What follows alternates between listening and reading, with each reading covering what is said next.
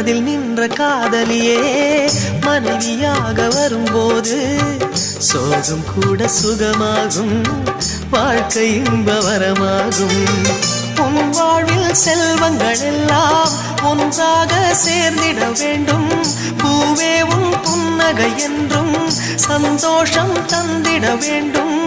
ஆசை காதல் கைகளில் சேர்ந்தால் வாழ்வே சொர்க்கம் ஆகுமே.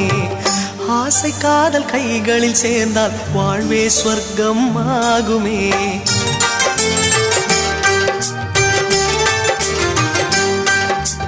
ஆனந்தம் ஆனந்தம் பாடும் மனமாசையின் ஊஞ்சலில் ஆடும்.